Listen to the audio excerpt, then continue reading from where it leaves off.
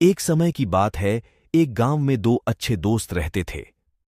उनके नाम राम और श्याम थे। वे दोनों बचपन से ही साथ में खेलते, पढ़ते और मिलजुल कर बड़े हो गए थे।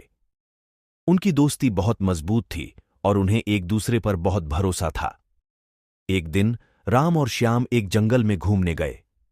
वहां जाते ही उन्हें एक भालू दिखाई दिया। वे दोस्त भालू के पास जाकर उसे छूने की कोशिश करने लगे, लेकिन भालू उन्हें बहुत डरावना लग रहा था। वह बहुत बड़ा और भयंकर दिख रहा था। इसलिए राम और श्याम ने उसे छूने की कोशिश छोड़ दी और वहां से भागने लगे। वे दोस्त जंगल में आगे बढ़ते गए और एक बड़े पेड़ के पास रुक गए। वहां उन्हें एक बंदर दिखाई दिया। राम और श्याम ने उसे देखते ही हंसना शुरू कर दिया। वे बंदर को अपने मजाक में भी छूने की कोशिश करने लगे, लेकिन बंदर ने उन्हें धक्का देकर दौड़ने की कोशिश की। राम और श्याम बहुत डर गए और उस जगह से भागने लगे।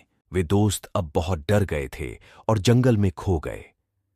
वहां उन्हें रास्ता भी नहीं मिल रहा था। वे बहुत परेशान हो गए और एक दूसरे को ढकेलने लगे। इस बीच एक दूसरे द्वारा ढकेले जाने से उनकी दोस्ती में दरार पड़ गई। फिर एक अचानक आवाज आई, अरे राम, श्याम, तुम यहां कैसे आ गए? राम और श्याम ने देखा, वह आवाज उनके दोस्त राजू की थी। वे बहुत खुश हुए और राजू के पास गए। राजू ने उन्हें अपने घर ले जाया और उन्हें खाना खिलाया। वहां उनकी दोस्ती फिर से मजबूत हो गई। राम और श्याम ने अपनी गलती स्वीकार की और वादा किया कि वे कभी भी एक दूसरे को छोड़कर नहीं जाएंगे। इस कहानी से हमें यह सीख मिलती है कि दोस्ती बहुत महत्वपूर्ण होती है। हमें अपने दोस्तों पर भरोसा करना चाहिए और उन्हें कभी नहीं छोड़ना चाहिए।